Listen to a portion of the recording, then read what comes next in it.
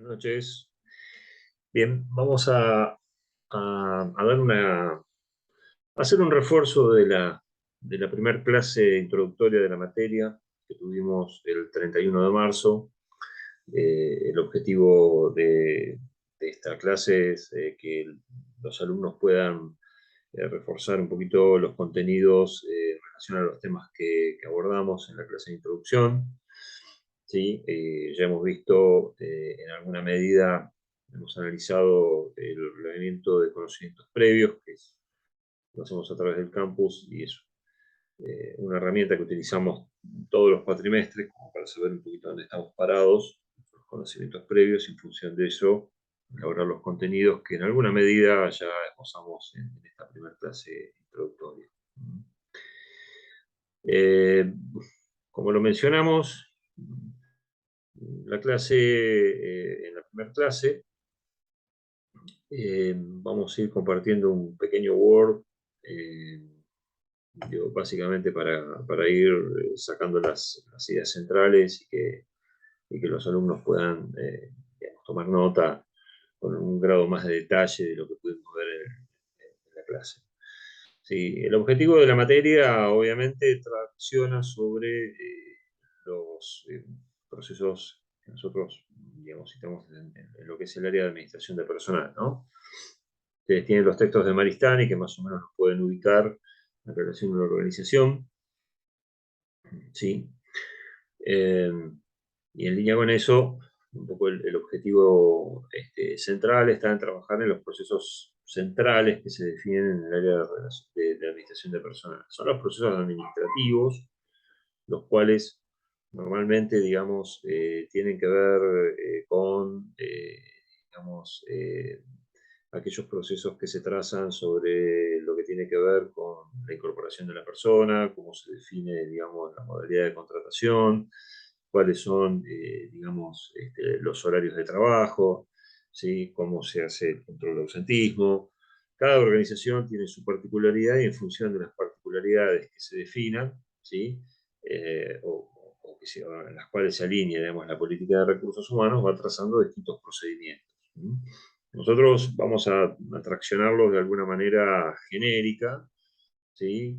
Yo siempre hablo de procesos, de varios procesos que se pueden esgrimir dentro de lo que es administración de personal, en este caso puntual, y en la clase, digamos, en este cuatrimestre en particular, vamos a trazar tres procesos de trabajo, en el cual tienen varios contenidos. Uno de ellos, el primero y fundamental, es el proceso de incorporación de personal. Como lo mencioné en la clase, es un proceso que nos va a llevar seguramente el 40, el 50%, digamos, de los contenidos de esta clase.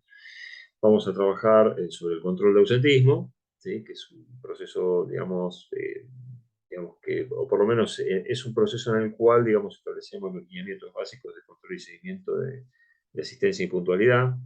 En este punto recuerden que el profesor Andrade había dicho, digamos, especial hincapié en asistencia y puntualidad y no tanto el control de ausentismo, digamos, como una forma genérica, digamos, de referirse al tema, o como una forma, digamos, más exacta de referirse al tema. Nosotros lo que controlamos es la asistencia y la puntualidad y no las ausencias. Y un tercer proceso que lo denominamos extinción de contrato de trabajo, que es la finalización del contrato de trabajo, el cual, digamos, por las características técnicas que da el marco normativo, tenemos que ser bastante hincapié y ser precisos en los procedimientos que traccionamos. Recuerden que todos los procesos que se traccionan en la administración de personal, gran parte de la información se ve relevada, digamos, en lo que son los sistemas registral de la FIP, organismo que nuclea o centraliza, digamos, toda la información de las personas, ¿sí? A través de lo que es el Código Único de Identificación Laboral. Y a partir de ahí, en las siguientes clases, van a ver con algunos de los ayudantes de Catre, incluso conmigo, vamos a, digamos, bucear un poquito en lo que es el sistema, digamos, todo lo que es simplificación registral, digamos, que es el nudo central, digamos, de la registración laboral en el sistema de la FIP. Pero lo cual, bueno, digamos, esta es una herramienta de consulta permanente, digamos, para la persona que trabaja en la administración de personal. Hay otros procesos de trabajo, no los vamos a ver, digamos, porque requieren un grado de profundidad, digamos, un poco más complejo, que tienen que ver todo lo que es la gestión de novedades para la liquidación de sueldos. Recuerda que en nuestra materia no vemos liquidación de sueldo, pero sí, digamos, todo lo que es el proceso previo, digamos, que genera el relevamiento de la novedad. Acá, digamos, se mezclan un poco, o depende un poco la impronta que la política tenga de la organización, que la política que genera la organización encuentre, digamos, en común la estructura, que puede tener en uno u otro proceso, pero generalmente, digamos, están acompañados de subsistemas que tenemos en la administración de personal, que tienen que ver con, bueno, los sistemas de liquidación de sueldo, los sistemas de control de reloj de ausentismo, gestión, digamos, de novedades y demás. Otros procesos, digamos, tienen que ver digamos, con todo lo que tenga que ver con riesgos del trabajo, ¿sí? Eh, digamos, hoy por hoy ya es muy habitual la utilización de plataformas de las aseguradoras de riesgos de trabajo para gestionar información, no solo denuncias de accidentes, sino también, digamos, para que el personal se provea de información básica que tiene que ver con la ley con la prevención de accidentes laborales. Siempre tenemos que tener en cuenta, digamos, que el concepto, digamos, la esencia de la ley de riesgos de trabajo va, digamos, por una lógica de prevención del accidente, ¿sí? Y no de contralor. Digamos. Es un punto bastante controvertido muchas veces cuando, digamos, las organizaciones, las empresas generalmente, digamos, abordan este tema. ¿Sí? Esto no es un tema de obtener la RT por si ocurre un accidente, sino más bien, digamos, la RT es la que nos genera información, digamos, suficiente y necesaria para, bueno, la información y la gestión, digamos, de lo que es la prevención de los riesgos de trabajo. En línea con ello, digamos, no solo se trata de cumplir con los requerimientos básicos, sino también con proveer la capacitación necesaria, ¿sí? Y proveer, digamos, los medios logísticos y los medios de seguridad para, digamos, la prevención del riesgo de trabajo. Es un proceso en sí, y bueno, se disparan, como dije, digamos, muchas herramientas más que tienen que ver, digamos, con la cotidianidad de la gestión digamos, de la información en lo que es el área de administración de personal. Eh, Encontrarán algunas clases más, que son clases tradicionales, que nosotros ya tenemos de alguna manera estandarizadas, ¿no? Que tienen que ver, digamos, con hacer un repaso sobre todo lo que tenga que ver con la profundidad, cómo se ordena un proceso de trabajo, cómo está estructurado, cómo tener en cuenta el marco normativo. Eso ya están subidos al campus. Hay una presentación en PowerPoint que también el alumno la puede bajar, digamos, para nutrirse de información y husmear un poquitito más en función de, digamos, los lineamientos generales, el marco normativo sobre el que se basa, ¿sí? Le servirá también de repaso general de materias que ya han dado, pero que bueno, que son tenidos en cuenta, digamos, muy a menudo, digamos, para el contenido de esta materia. Recuerden que es una práctica, la idea es que ustedes vayan traccionando a medida que vamos haciendo, reforzando los conocimientos y viendo un poco con más grado de detenimiento los procesos. La idea fundamental es que, digamos, la vayamos practicando. Esta clase, junto con el material que ya van viendo, va a ser elemental que la vean, ¿sí? Y que laburen un poquitito en este sentido, algunas de las tareas que vamos a hacer hoy, ¿sí? Para, digamos, abordar una clase que es bastante crucial o, digamos, o bastante transversal a la materia, que es analizar los contratos de trabajo. Recuerden lo conversado en clase. Acá no es, la idea no es que el estudiante, digamos, sepa o nos venga a decir el artículo que corresponde o que nos venga a hacer un detalle del contrato de trabajo, de los contratos de trabajo que se gozan en la ley de contrato de trabajo, sino más bien, digamos, cuáles son los puestos, ¿sí? O cuáles son los contratos que se ajustan según los requerimientos del puesto y las necesidades de la empresa. Es decir, qué contrato de trabajo seleccionamos o elegimos para una determinada función. Ese es el objetivo, digamos, el segundo objetivo de esta clase. O sea, una primera parte introductoria, ¿sí? haciendo un repaso de lo que vimos en la clase del 31 de marzo, y una segunda parte, digamos, que tiene que ver con esto que comentaba recién, ¿no? La idea de que nos vayamos preparando para la próxima clase, el próximo viernes, en la cual, digamos, vamos a abordar ya a partir de una vez dictada esa clase, vamos a abordar la problemática de ver qué tipo de contrato de trabajo utilizamos para distintas situaciones que se nos pueden presentar, o sea, las distintas tareas que puede presentarse una organización. Vamos a subir una clase que dimos, creo que fue el cuatrimestre pasado, que es también una clase introductoria, también como para que tengan una idea de cuál es el punto de vista sobre el cual nos empezamos a posicionar. Recuerden, nosotros siempre tratamos de que ustedes se den la idea de que están trabajando en una empresa, ¿sí? En una organización chiquita, no estamos hablando de una gran empresa, estamos hablando de un emprendimiento personal, puede ser un kiosco, puede ser, no sé, una librería, puede ser un almacén de barrio. Eso es una organización incipiente, muy básica, digamos, en su forma de ver, pero podemos esbozar, ¿sí? Y esto, como para ir ya metiéndonos ya o para entrar en sintonía, podemos esbozar, digamos, cómo se van digamos, estableciendo las distintas tareas que puede tener, digamos, un almacenero, un kiosquero, una persona que pone una librería, no sé, una forrajería, lo que se les ocurra. No pensemos en esta instancia en una gran empresa, pensemos en un emprendimiento personal, algo barrial que se da de manera más común en la cotidianidad nuestra, en el ambiente familiar, incluso, digamos, todos podemos tener un pariente o un amigo cercano que es comerciante, y en ese sentido se puede empezar a humear, se puede empezar a traccionar los primeros elementos que vamos a necesitar para el abordaje de esta materia. ¿Sí? Siempre, no quiero ser reiterativo, vamos a subir otra clase que vimos en un cuatrimestre pasado, en donde hacemos una introducción a esta pequeña organización. Yo siempre hablo de un kiosco, pero bueno, ustedes vean que poner un kiosco parece algo sencillo a veces, pero bueno, hay que tener algunas variables que tener en cuenta porque de determinada manera es un negocio, y esa es un poco la visión que tenemos que tener cuando abordamos esta materia. Bien, volvamos un poquitito al principio. En la primera parte, digamos, a modo de repaso de la primera clase, hablamos de procesos de trabajo dentro de la administración de personal.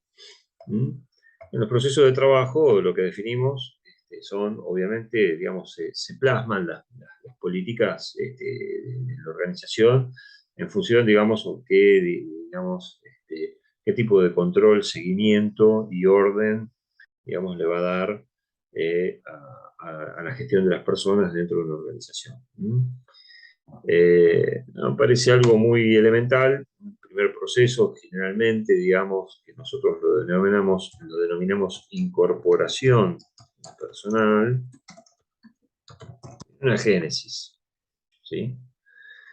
¿Cuál es esta génesis? La génesis en realidad tiene que ver, digamos, uno cuando piensa en incorporación de personal, lo primero que se le viene a la cabeza es el hecho de decir, bueno, tengo que buscar una persona. Y eso es cierto, ¿sí? Se mezcla acá un poco la lógica con lo que viene a ser, digamos, la selección de personal, y, digamos, obviamente todo viene a colación de viene a colación de hacer repasos sobre lo que probablemente hayamos visto en la administración de personal 1. Pero bueno, sí, la selección forma parte un poco del proceso, porque en definitiva es en el requerimiento del puesto de trabajo que estamos necesitando, qué tipo de contrato voy a utilizar. Y acá ya estamos hablando de una definición, ¿sí? Del proceso de incorporación de personal, ¿sí? El tipo de contrato. Entonces, incorporación de personal como proceso en sí, ¿sí? Incluye lo que sería, digamos, la definición del puesto. La definición del puesto me va a permitir, ¿sí? De alguna manera, saber qué tipo de contrato debo utilizar. Bien. Ok.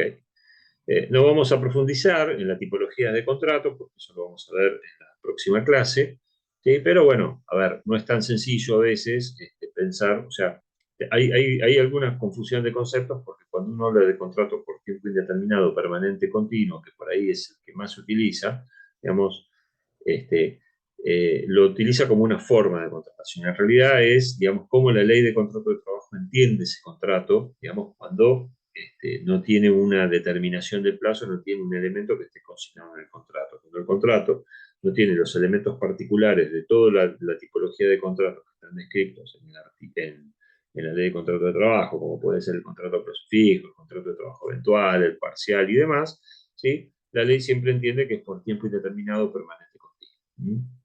Vamos a ver después en la clase, digamos, puntual, digamos, las características de este contrato, pero bueno, es el que generalmente más se utiliza, ¿sí? O la modalidad que más se utiliza, no tanto por definición propiamente dicha, porque en realidad la ley de contrato de trabajo no la tiene, solo la de indeterminación del plazo, digamos, cuando no está, digamos, establecido en el contrato, sino que es el que más se utiliza por desconocimiento. Muchas veces nos vamos a encontrar, y cuando veamos la clase de contrato, digamos de que estamos utilizando modalidades de contratación que a veces nos pueden poner en serias dificultades porque no están bien definidos en la necesidad que se requiere de esa posición, de las tareas que tiene que realizar, por el tiempo que las tiene que realizar, en el tipo de organización que tiene y hacia dónde las apunta. Entonces es muy importante, digamos, en este sentido, digamos, tener en cuenta, ¿sí?, la definición del puesto porque es lo que me va a permitir, en alguna medida, ¿sí?, saber qué tipo de contrato utilizar o si directamente no determinamos ningún tipo de... eh, eh, o lo dejamos sencillamente, digamos, a lo que es el uso, la usanza, digamos, del contrato indeterminado por tiempo continuo. Bien, un punto fundamental que tiene que ver, digamos, con digamos, el proceso de incorporación del personal, tiene que ver con lo que ya denominamos, ¿sí?, la utilización del sistema de simplificación registral, ¿sí? El sistema que accedemos, ¿sí?, es el sistema por el cual accedemos, ¿sí?, a la información general, ¿sí?, a través de la plataforma de gestión de la AFIP, Agencia Federal de Ingresos Públicos, ¿sí? Entonces, en este sentido, simplificación registral es una palabra que la van a, la van a escuchar recurrentemente en las clases y, bueno, vamos a hacer prácticas sobre el acceso al sistema, las distintas situaciones o las distintas complejidades que se pueden presentar a la hora de definir algunas variables que se tienen que cargar en este sistema, pero en alguna medida, digamos, lo tienen que tener, cuando termine esta materia debo ser elementos que tienen que tener, digamos, muy presentes, digamos, a la hora digamos, de trabajar en el área, ¿no? Es ABC. Muchos vamos a traccionar a través de los distintos procesos que contemplan digamos, esta carga de información, o lo que habla incluso del proceso de incorporación de personal, que tenga que ver con cómo se componen los distintos elementos del legajo de personal. Legajo de personal, ¿sí?, digamos, contiene una serie de información que, digamos, es muy importante que la contenga, digamos, el legajo, porque, bueno, digamos, en la cotidianidad se utiliza mucho a los efectos de las cargas en los sistemas de liquidación, la actualización de las direcciones, la información que se sube, digamos, al sistema, que tiene que ser un reflejo, digamos, a modo de una declaración jurada, ¿sí? Hay muchos elementos que componen el legajo personal, no están normatizados, es decir, no van a encontrar ninguna norma que les diga que lo tienen que cumplir, ¿sí? Y en esto es importante, digamos, establecer siempre desde nuestra perspectiva, digamos, lo que tiene que ver con elementos que hagan al armado del legajo y que sean un reflejo lo más certero posible, digamos, para poder tener una gestión clara, digamos, en todo sentido, ¿no? Lo que es la incorporación, el control de ausencia, el control de asistencia y puntualidad, régimen de sanciones, hasta la extinción del contrato de trabajo en sí, requieren, digamos, mucha información, para lo cual el legajo tiene que ser una herramienta, digamos, lo suficientemente completa y ordenada, ¿sí? Y con una gestión prolija. Cuando hablamos de gestión, es un seguimiento permanente de la actualización de la información. Hablamos en la clase, digamos, de que hay muchos elementos que a veces se pasan por alto, y la gestión de la información, digamos, o de la mala información, o la no gestión de determinado tipo de información, hace que, digamos, se disparen potenciales conflictos, ¿no? En este sentido, recuerden el ejemplo que dimos del impuesto a las ganancias, ¿eh? El impuesto a las ganancias, digamos, tiene que ver con, digamos, un impuesto, digamos, que la propia persona lo tiene que mantener actualizada la información a través del sistema de plataforma, a través del CIRADIC trabajador, es decir, a través del sistema de la FIP, pero es una responsabilidad de la persona. Ahora, cuando llegan determinados tipos de inconvenientes, generalmente se produce una confusión en la cual, digamos, el área de administración de personal tiene una participación estratégica en la medida, digamos, de asesorar al trabajador y, digamos, ponerlo al día, digamos, con respecto a la periodicidad de la carga de información, digamos, para que el impuesto sea lo más ajustado posible, y obviamente, digamos, los importes que se deduzcan sean, digamos, los más certeros en relación a esa digamos, declaración que se hace. Hay que tener, para todo lo que tiene que ver con el proceso de incorporación de personal, obviamente algo que es trascendental, el encuadre, digamos, que tiene el encuadre gremial que tiene la actividad de la organización. El encuadre de la actividad nos define, ¿sí?, el convenio colectivo de trabajo, ¿sí?, que es aquel, digamos, en el cual vamos a ver reflejados en la liquidación de sueldos, ¿sí?, las distintas modalidades o particularidades que pueda tener el convenio colectivo de trabajo, y a tal efecto, ¿sí?,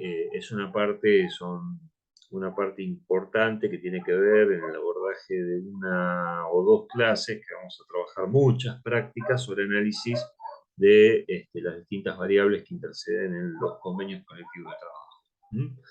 El cálculo del presentismo, por ejemplo, el cálculo de los jornales, el cálculo de las licencias, no son iguales en todos los convenios colectivos, y muchas veces tenemos que hacer una lectura muy pormenorizada para trasladar eso a lo que son nuestros procesos de trabajo, y obviamente para la liquidación de impuestos en sí. Pero bueno, el encuadre de actividad, ¿sí?, tiene mucho que ver con el proceso de incorporación de personal, a los efectos de definir esas variables que estábamos comentando. ¿Mm? Bueno, hay muchas otras cosas más. De otra de las cuestiones que estuvimos hablando, obviamente tiene que ver con digamos, una situación que se da muy a menudo, y que esto es un poco lo que nos diferencia a nosotros, los licenciados en relaciones de trabajo, por ahí con una profesión como el contador o con el abogado. Nosotros somos los que estamos, digamos, en la cotidianeidad, somos los que, digamos, en alguna medida, digamos, interpretan, ¿sí? Nosotros somos los intérpretes de las normas, ¿sí? Y somos aquellas personas, ¿por qué intérpretes? Nosotros interpretamos, en la interpretación todo el mundo interpreta las normas, pero nosotros somos las que las llevamos a la realidad, ¿sí? O sea, somos los que le contestamos a una persona, somos los que establecemos en esos procesos de trabajo la interpretación de los distintos tipos de normas que se pueden llegar a dar, y que siempre tienen características que nos hacen, digamos, en esta interpretación, digamos, llevarla, digamos, al mejor reflejo del marco normativo. Muchas veces van a encontrar, digamos, que las normas no son claras, ¿sí?, diría la generalidad, ¿sí?, y es muy importante en ese sentido, digamos, tener en cuenta que en esa interpretación, digamos, hay una interpretación legal, hay una interpretación que se traduce también, o sea, que es la legal, que se traduce a través de normas, ley de contrato de trabajo, ley de jornada laboral, convenio colectivo, en fin, algo, mucho de lo que estuvimos hablando hasta ahora, pero también se traduce, digamos, a través de fallos. De fallos, resoluciones que salen de manera cotidiana, ¿sí? Escuchamos muchas veces decretos que establecen ciertas particularidades que deben tomarse o no. Hablamos en clase del famoso decreto del bono de fin del 2022, bastante controvertido en sí por su forma de planteo. Digo su forma de planteo porque, digamos, transgrede un poco la lógica sobre la cual normalmente nosotros, digamos, traccionamos todas aquellas cuestiones que hagan a la liquidación de sueldos y jornales de manera que sean, digamos, variables más o menos estables, ¿sí? Por eso, digamos, cuando se traccionan o se habla de cifras no remunerativas fijas, netos devengados, ¿sí? Normalmente son variables que complican no solo el cálculo, que eso se termina solucionando, sino también después cómo uno lo explica a la gente y en función de eso qué resultados se tienen.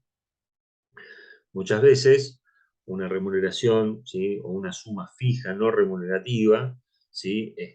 No implica el mismo importe, digamos, de aumento para una persona que cobra más dinero del que cobra menos, o en el caso del famoso bono, el devengado muchas veces no es el reflejo, digamos, de lo que realmente sucedió. Entonces, atrás de eso hay un criterio. Esos criterios los establecemos nosotros. Eso en cuanto a resoluciones. En cuanto a fallos, ¿sí? Eh, obviamente la justicia, digamos, habla a través de sus fallos y sientan, digamos, algunos digamos, sientan normativas, sientan un precedente, digamos, a los efectos de tener en cuenta, ¿sí? A la hora de tomar decisiones. Hay grises, ¿sí? En la legislación, la interpretación no es clara y a veces los fallos son todavía mucho más complejos. Entonces hay que tener mucho cuidado a la hora de tomar determinado tipo de decisiones porque,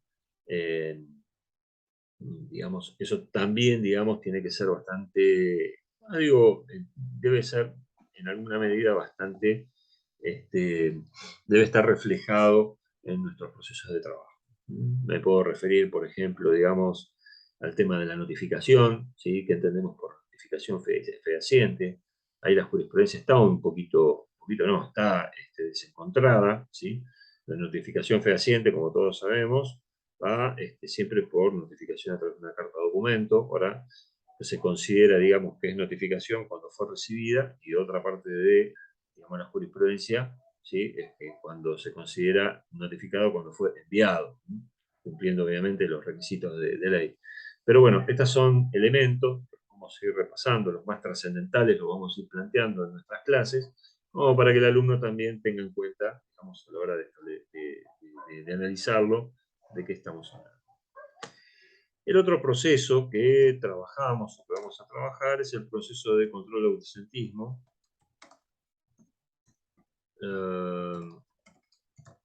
Es un proceso en sí, digamos, no es un proceso, bueno, sí, es un proceso, pero tiene algunas características que, digamos, se ven reflejadas, o sea, cómo lo establecemos, tiene que ver con, digamos, cómo es o sea, el proceso de incorporación de personal es hasta la incorporación de la persona, primer día. Primer día ingresó la persona y a partir de ahí tiene un proceso de seguimiento.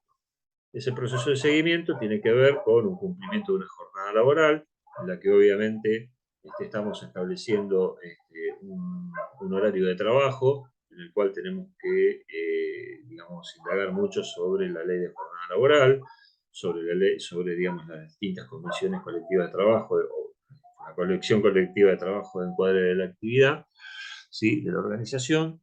Y, en fin, puede haber muchas otras normas más, pero en relación a ello, digamos, hay que tenerlas en cuenta a la hora de establecerlo y lo fundamental y trascendental, digamos, tiene que ver con, digamos, el análisis de todo lo que tiene que ver con la parte de obligaciones y derechos de las partes, en donde encontramos algunos elementos que son muy importantes tenerlos en cuenta a la hora de establecer ese proceso de trabajo, como ser las facultades del empleador, como ser, digamos, régimen de sanciones, el biopariante, son todos elementos que en alguna medida los vamos a ver reflejados, digamos, en lo que llamamos los manuales de normas generales. manual de normas generales, ¿sí? Son, digamos, un poco es un poco la herramienta que nosotros utilizamos, ¿sí? Para reflejar en alguna medida ese proceso de control de ausentismo, seguimiento de personal, manual del empleado, llámenlo, digamos, tiene distintas denominaciones. No confundir, yo esto en una clase, en una de las clases asincrónicas que ustedes van a ver, hago mucho hincapié, digamos, en separar normas generales de manual de ética, que son cosas muy bien distintas. No voy a entrar en detalles ahora, pero cuando llegue el momento, en la clase se ve bien reflejado. Entonces, manual de normas generales se construye, ¿sí? A partir, dijimos, a partir de el título de, bueno, derechos se construye a partir de los derechos y deberes de las partes.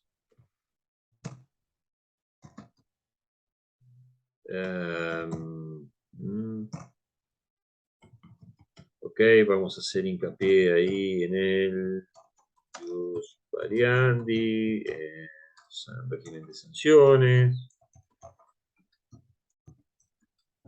facultades del empleador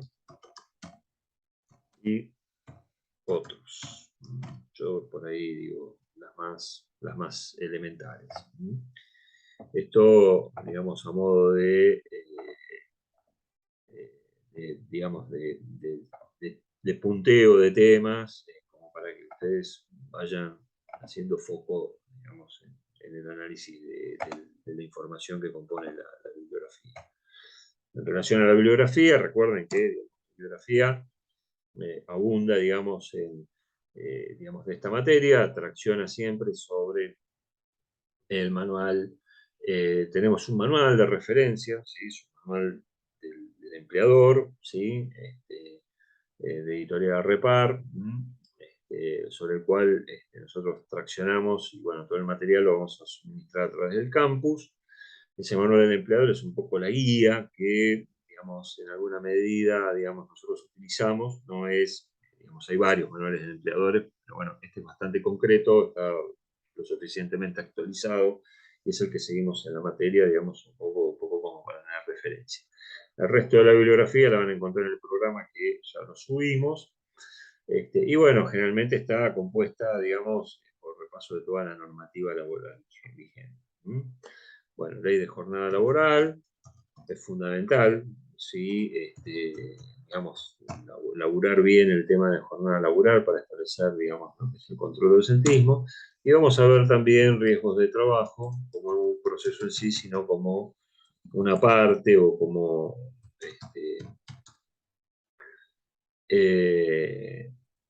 como un punto más de este proceso, cuando en realidad, digamos, por ahí debería ser un proceso en sí. Pero bueno, en ese sentido, me parece que, digamos, vamos a estar bastante completos con esa, digamos, vamos a dar suficiente abordaje como para que tengan en cuenta eh, lo elemental que se tiene que ver de la ley de riesgo de trabajo y que puede estar traducido, digamos, en este proceso. Bien, y por último, el tercer proceso, como dijimos en la clase, el proceso de control del ausentismo llevará el 30% del contenido, acuérdense, 50% del contenido de incorporación de personal, 30% del control del ausentismo, y el resto se lo vamos a dedicar a extinción de contrato de trabajo.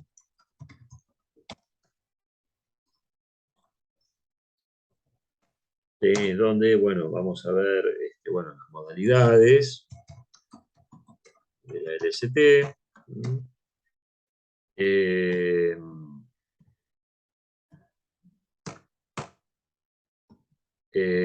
Bueno, documentación requerida, ¿sí? Toda extinción de contrato de trabajo va con documentación obligatoria, con plazos, digamos, que se deben cumplir. ¿Sí? Hay que ver qué pasa con el tema de la jubilación. Esto es un tema que también lo vamos a ver en detalle. Jubilación o muerte del trabajador, aunque no parezca, digamos, son situaciones que se dan, entonces eh, es importante, digamos, que el alumno tenga en cuenta, digamos, un poco los principales lineamientos, ¿sí? Que se tiene, digamos, que tener en cuenta los efectos de, digamos, trabajar la parte de finalización de un contrato de trabajo. Bien, básicamente este es el punto, digamos, uno, digamos, es, digamos, el repaso general de la clase del 31 de marzo y a partir de ahora, digamos, vamos a meternos un poquitito, vamos a dar un puntapié inicial en lo que es, digamos, el proceso de incorporación de personal para que ya el alumno cuando vaya a la clase del viernes que viene, más o menos esté un poquito orientado respecto a las aclaraciones que hice del caso, ¿no? Un punto más que tiene que ver con la materia, esto aparte de esta clase de hoy, les voy a subir el cronograma de los temas, ¿sí? Ya con este temario un poquitito más desglosado y ya llevado adelante, en donde, como avisamos, vamos a tener clases presenciales, prácticas presenciales y clases virtuales, asincrónicas y sincrónicas. Las asincrónicas el alumno las puede tomar cuando quiera. Estén atentos al campus. En una semana nadie entró, o sea, lo vuelvo a reiterar, hay material ya para trabajar, y bueno, la idea es que empiece a haber un poco de ida y vuelta. Bien, una de las herramientas importantes, que cuando hablamos de incorporación de personal, recién yo había hablado, digamos, de lo que es la parte de selección de personal. La parte de selección de personal, si bien no tiene nada que ver con la administración, tiene una parte, digamos, sustancial, digamos, a tener en cuenta, que es, digamos, administración de personal, digamos, a la hora de establecer una modalidad de contrato, y tiene interacción con el área de empleos, ¿sí?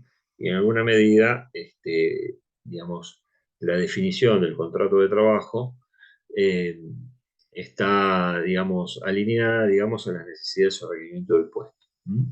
El área de empleos, un poco el objetivo que tengo ahora es tratar de traccionar con ustedes un buscador de empleo, ¿sí? Del lado del empleador. Hay una clase, ¿sí? Precisamente la clase de contratos. Nosotros, hay una clase sincrónica que yo he dado ya hace un par de cuatrimestres atrás, y tiene que ver esa clase con buscar, ¿sí? Yo estoy buscando empleo, ¿sí? Un trabajador que está buscando empleo, digamos, analizar, digamos, el buscador del lado del trabajo.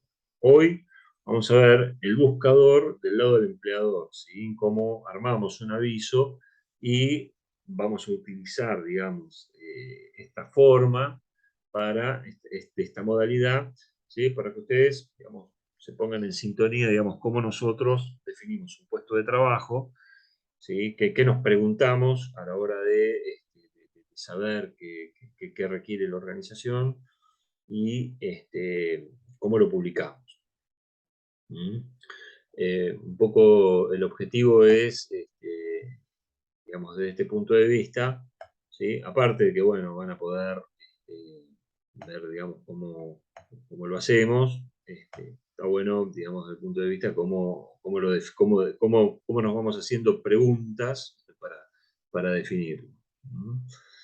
Así que, bueno, lo que vamos a hacer en este momento es proyectar, ¿sí? Un buscador desconocido, no lo vamos a estar promocionando, pero son de los más utilizados. Bien. No estamos haciendo ningún tipo de promoción, pero bueno, también le hacemos alguna crítica, así que va a venir bien para cualquiera de los casos. Bien. En este caso es el de Zona Jobs, ¿sí? Ustedes lo que están viendo es, ¿sí? Distintos tipos de puestos de trabajo, ¿sí? Que lo estamos viendo del lado del empleador, ¿sí? Esto es cuando uno define digamos, el aviso que quiere hacer, Y bueno, acá tenemos el menú de todos los servicios que en este momento, digamos, yo tengo publicados, ¿sí? Y que, digamos, hay potenciales, ¿sí? Postulantes que están del otro lado, ¿sí? Y los están buscando. ¿Mm? Eh, Vamos acá con administrativo de expedición. ¿Mm? Y esto es, digo, fundamental, digamos que vayamos pensándolo de esta manera, ¿sí? Vamos a ver, digamos, cómo este aviso lo vamos a ver cómo aparece publicado, ¿sí? Entonces, si ustedes están buscando en este momento, digamos, una posición de estas características, ¿sí? Si están buscando trabajo y ponen administrativo de expedición, probablemente sale este aviso. Lo pueden hacer ahora mismo. Ok. Entonces, eh, lo más importante, ¿sí? O cómo sé qué hace un administrativo de expedición. Bueno, esto es un poco el oficio nuestro, ¿no? Tenemos que, cuando yo hablo de conocer el negocio, precisamente hablo de esto, ¿sí? Nosotros cuando entramos a trabajar en una organización tenemos que saber de qué se trata. ¿Mm? Una de las principales premisas que tenemos que tener cuando ingresa una persona a la organización es que no puede no saber qué hace la empresa, ¿sí? Es fundamental. Bueno, aunque no lo crean, hay muchas empresas, ¿sí? O muchas personas que ingresan a trabajar en la empresa no tienen, y la persona no tiene muy en claro qué hace la empresa, ¿sí?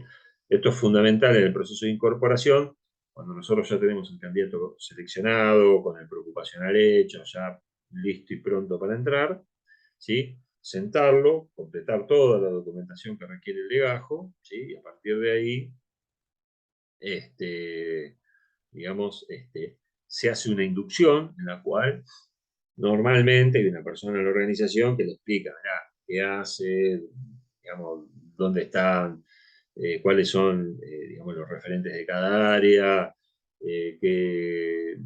digamos, cuáles son las distintas posiciones, se hace un recorrido por la empresa y también se hace una inducción, digamos, en el puesto de trabajo, que quizás eso es más puntual, pero siempre algo genérico de la organización es muy importante que la persona sepa, digamos, cuando ingresa. En este caso, los puestos de expedición tienen que ver con, digamos, toda la parte de depósito, de logística y distribución. Eh, Ustedes van a decir, Chenzo, ¿cómo hago o cómo sé yo, ¿sí? Cuando, de qué tipo de posición se habla? Muchas veces se van a encontrar, la mayor parte de las posiciones son posiciones estándar. ¿Mm? Un administrativo de expedición, un jefe de depósito, un administrativo contable, son estándar, ¿sí? Esto no vamos a entrar en mucho detalle puntualmente qué hace cada uno, porque bueno, hace, digamos, a la modalidad de cada empresa, pero en la general se van a encontrar un tronco central. Una persona que hace expedición, ¿sí? Que es básicamente, digamos, la parte, digamos, de la logística que tracciona, digamos, el despacho de mercaderías, ¿sí? Digamos, tiene que ver con una función que más o menos en todas las organizaciones es lo mismo. ¿De qué se trata una expedición? Yo siempre digo lo mismo. Pregúntenle a algún tío, un padre, madre, amigo, ¿sí? Es una posición muy común. Es la que se encarga, digamos, en este sentido de, una vez que está elaborada digamos, el producto y se tiene que distribuir, ¿sí? Es el que se controla antes de salir. ¿Qué se controla? Bueno, si fue facturado, que sea el producto correspondiente a la orden de pedido que realizó el cliente, bueno, como ya dije, que haya sido facturado, ¿sí? Que esté el correspondiente remito, que haya una hoja de ruta, digamos, que se sepa cuándo sale, cuándo se entrega.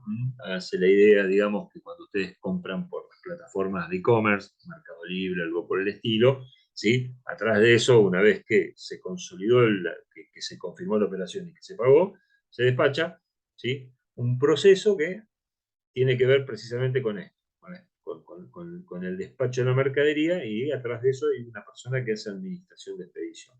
Según la organización, puede llegar, digamos, hasta el despacho propio de la mercadería, en otra organización, hasta la entrega.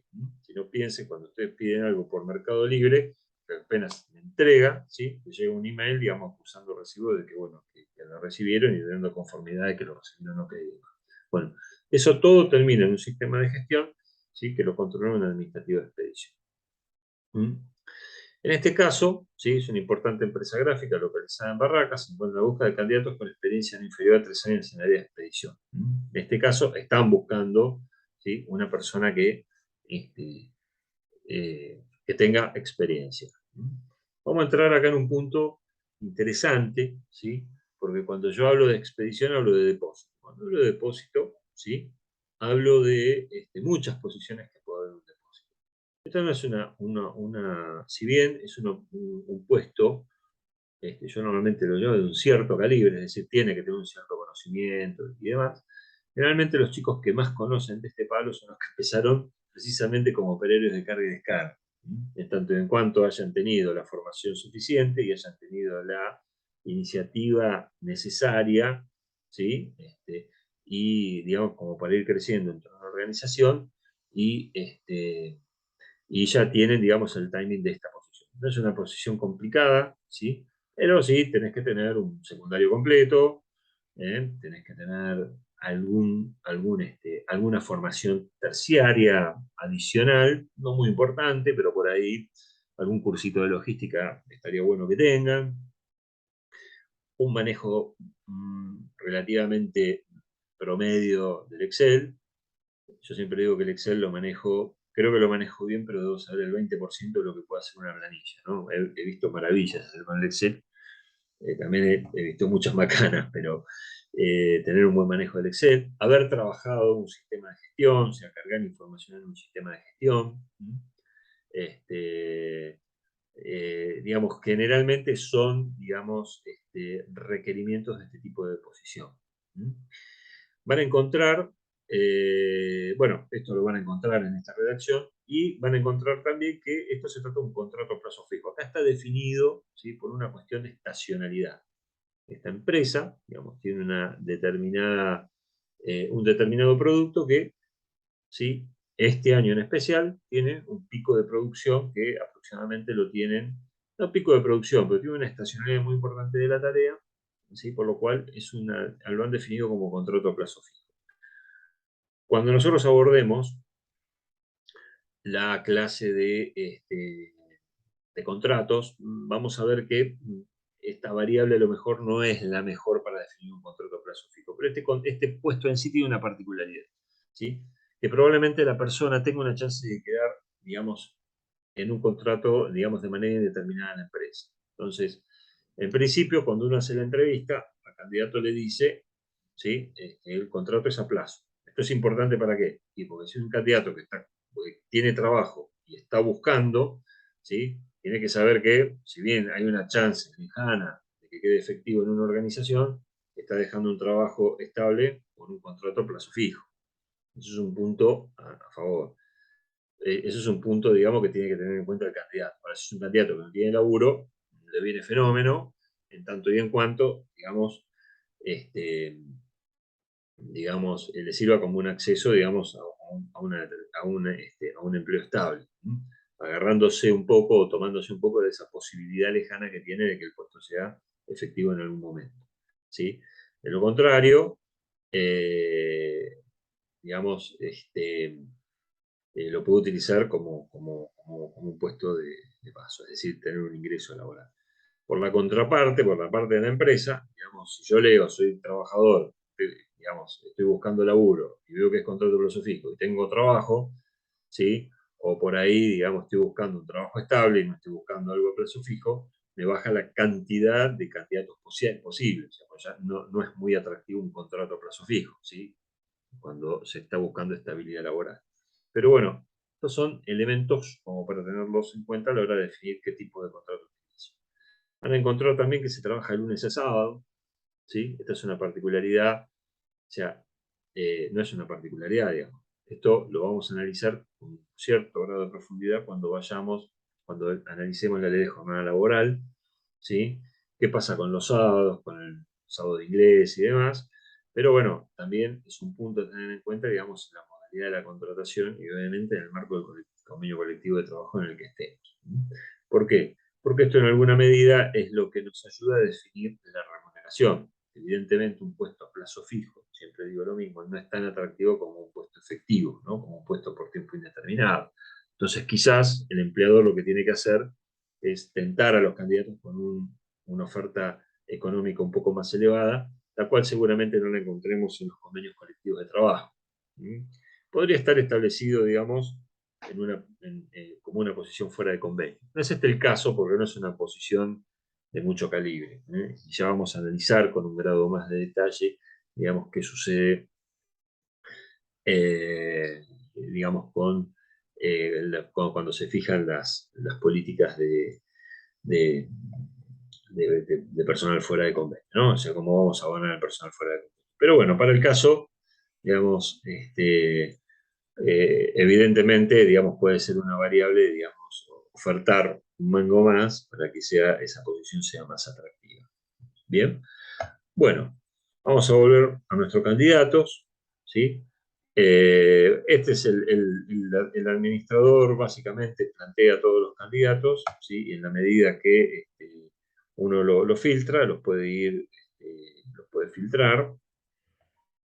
Acá hay algunos filtros que nosotros establecemos, ¿sí? Para este caso, secundario graduado, una experiencia mínima de 3 años, ¿sí? Área de experiencia, digamos, abastecimiento y logística.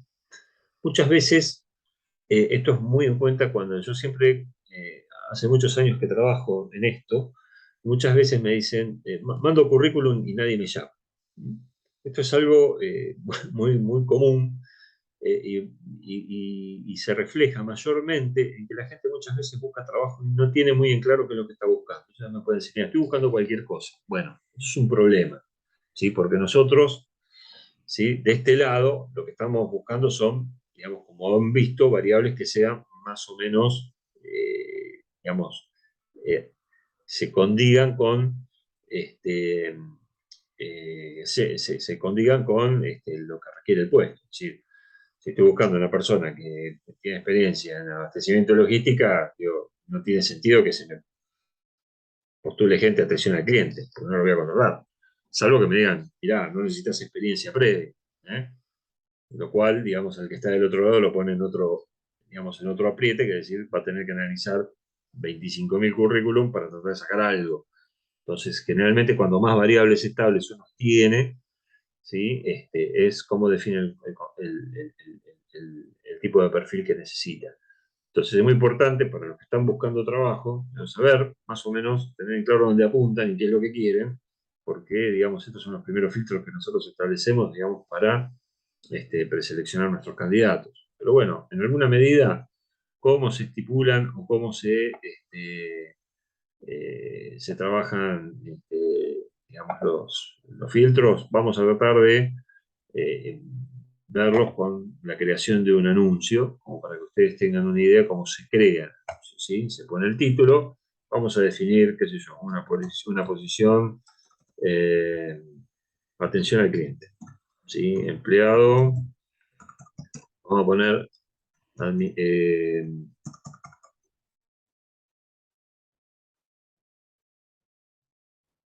customer service. ¿Sí? Es muy común que cuando uno haga un llamado telefónico, digamos, a una operadora telefónica, a un call center de alguna empresa para vender un producto y demás, hay del otro lado una persona que es un customer service. Customer service, generalmente, son, digamos, atienden reclamos, digamos, atienden reclamos. Es, digamos, la persona que atiende reclamos. No es del otro lado hay un empleado que está en un call center. Obviamente, cuáles son los skills que tiene que tener una persona que atiende clientes. Y bueno, tiene que tener una buena dicción, una buena capacidad de relacionamiento, de comprensión. Son puestos que, digamos, en alguna medida requieren cierto grado de organización digamos, llevar adelante, manejar algún proceso de gestión, digamos, trabajar con algún sistema de gestión. Entonces, digamos, esos son los skills que nosotros definimos y generalmente, ¿por qué elijo un call center? Porque generalmente son primeros empleos, ¿sí?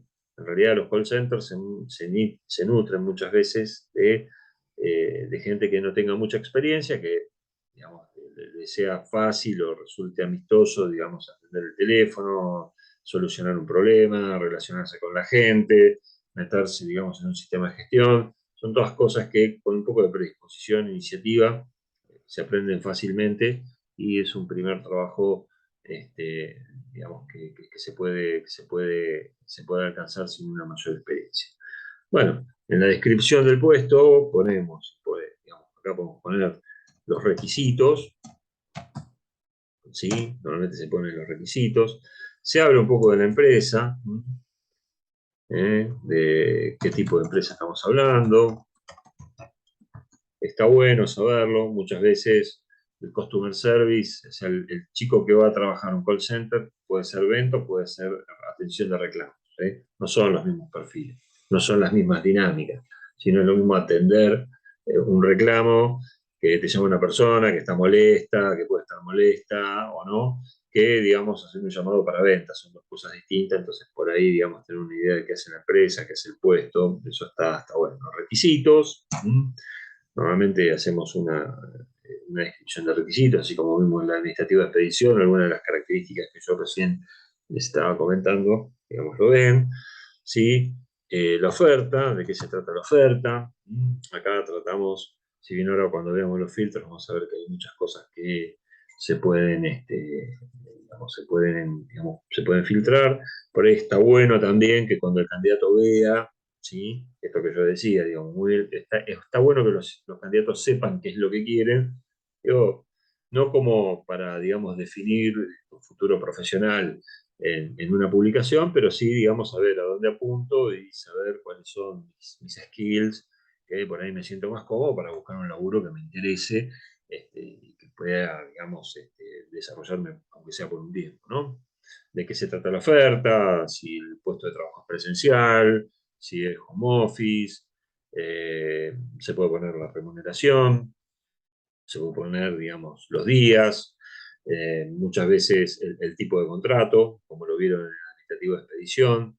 El contrato de Customer Service generalmente son contratos por tiempo indeterminado. Puede haber jornada parcial, ¿sí? Esta es una particularidad, digamos, un contrato de jornada parcial, porque, digamos, muchas veces cubren franjas horarias superiores a las 8 horas, entonces por ahí se trabajan en 2 turnos y son turnos más cortos. El customer service, todo lo que son operadores telefónicos tienen jornada insalubre, con lo cual ahí también hay un poquito una vuelta de rosca más que darle a la posición. Pero fíjense, digamos, todos los elementos que nos pueden interactuar en la definición de un contrato de trabajo, ¿sí?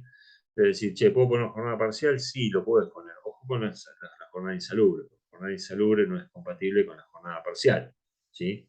Puede ser compatible, pero le quita horas. Entonces, el empleador ahí tiene que definir bien un poco, acuérdense de facultades de organización del trabajo, cómo estructura ese centro de atención y tener, digamos, de atención al cliente y ver qué tipo de jornada puede haber. Si es insalubre, ¿sí? Y tiene que cubrir 12 horas, evidentemente van a tener que ir por contrato y por tiempo indeterminado y hacer 2 jornadas de 6 horas para quitarle insalubridad, ¿sí? Y poder cubrir, digamos, el ancho de horario que tiene que requiere. Si por ello el ancho de horario que requiere la jornada laboral puede ser más corta y puede poner contratos de jornada parcial. Pero bueno, en cualquiera de los casos, ya acá, digamos, tenemos algunas variables como para definir, ¿sí? Para qué tipo de contrato va. Puede ser una campaña, generalmente las campañas están atadas a través de trabajos temporales, ¿sí? Entonces ya por ahí el contrato por tiempo indeterminado no lo es tanto y va por agencia, ¿sí? Vean cómo todavía no empezamos, digamos, a tener, sin tener una buena definición del contrato de trabajo, probablemente no podamos, digamos, se nos va, digamos, se complica, digamos, todo lo que es la definición de los elementos básicos cuando esta persona, digamos, tenga que cumplir el procedimiento de incorporación de personal. Bueno, sigamos. Bueno, ponemos, se puede definir el lugar de trabajo, ¿sí? La dirección. Ponemos la dirección, obviamente, los efectos, digamos, de las cercanías. Hay puestos de trabajo por ahí que si pagan un sueldo básico, no conviene que sean muy lejanos por el gasto que implica, digamos, la traslado. Ahora, al revés, si el puesto se puede hacer a través de la modalidad home office o trabajo virtual, digamos, a lo mejor este no es un requisito. Acá otro elemento más que tenemos que analizar a la hora de definir una posición y un contrato. Bueno, esto es general de la ley, qué área, la subárea, qué puede estar, la jerarquía del trabajador, ¿sí? La carga horaria. Acá también tenemos un elemento que define, digamos, la modalidad de contratación, ¿sí? Fines de semana. Hablamos de los convenios colectivos. Vamos a encontrar que en nuestro proceso de incorporación de personal, cuando analicemos los convenios colectivos, vamos a encontrar que hay convenios colectivos que se llaman gastronómicos que permiten trabajar la jornada, digamos, los fines de semana. Gremios de sanidad también tienen, digamos, alguna particularidad con las franqueras, ¿sí? Que son las enfermeras que cubren posiciones, digamos, los fines de semana o que cubren francos del personal estable.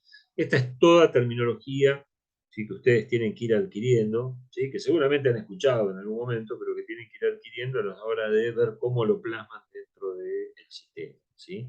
Puede ser trabajo nocturno. Recuerden que el trabajo nocturno también tiene una particularidad.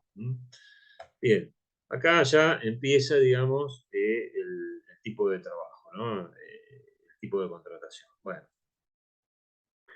esto, digamos, tiene que ver con, digamos, una clasificación que hace, digamos, el buscador. Digamos, no van a ver reflejado la modalidad de contrato de la ley de contrato, pero bueno, básicamente, como podrán ver, en línea terminal temporal, no está el contrato a plazo. Debería estar el contrato a plazo cuando veamos en la clase de contratos. No es una modalidad muy utilizada, quizá esta podría ser una de las respuestas. El trabajo temporal sí, siendo que, digamos, lo que nosotros conocemos como agencia de trabajo temporario o empresas de servicios eventuales, que son las que normalmente utilizan más este tipo de modalidades de contrato, no necesariamente tiene que ser contratado a través de este tipo de organización. Pero bueno, eso lo veremos más adelante en la clase de contratos, incluso en una clase especial, ¿sí? Que se tiene eh, con respecto al tema de servicios eventuales. Autónomo, es un punto ahí medio controvertido, ¿sí? Cuando vean la clase, cuando vemos la clase de contratos y después vean, digamos, el trabajo que yo hago en una clase sincrónica, analizando, digamos, del otro lado del buscador, vamos a encontrar alguna particularidad, tema autónomos, monotributistas, ¿sí? Tómenlo, porque bueno, no es una modalidad de contrato de trabajo, y si bien esto responde, digamos, a la lógica de una clasificación del buscador, ojo con el tipo de confusión que se puede prestar con esta variable, ¿sí? Lo van a ver bien en la clase sincrónica, donde analizamos, ¿sí?, las modalidades de contratación buscando puestos de trabajo. Bueno, salarios se pueden mostrar, no se pueden mostrar, ¿sí? Obviamente, esto también lo vemos en la clase en la que analizamos este tipo de, digamos, de información. Bueno, y después se pueden ver, se pueden cargar más requisitos que son un poco los filtros que habíamos estado viendo anteriormente. La edad, el sexo, el lugar de residencia, la experiencia, idiomas, nivel educativo, remuneración pretendida y demás. Y después se publica el aviso. Básicamente, digamos, la idea con esta simple presentación era que tengan una idea o vayan tomando también alguna, de alguna manera la terminología y muchas veces, digamos, un poco de todas aquellas cuestiones que nosotros tenemos que tener en cuenta a la hora de definir un puesto de trabajo, qué contratación, en fin, digamos, todas las variables que se manejan en la incorporación de una persona en una organización. Bueno, no mucho más de lo que vimos. La idea es encontrarnos en la próxima clase, ver contratos y seguir avanzando, digamos, con la práctica laboral de esta clase. Así que bueno, buenas noches a todos y bueno, cualquier duda o consulta, queda activado el chat, el foro en el campus. Así que bueno, todas las consultas, como saben, cada 2 o 3 días sugiero meterse en la página porque algo nuevo va a salir. Bueno, buenas noches a todos y gracias por la atención.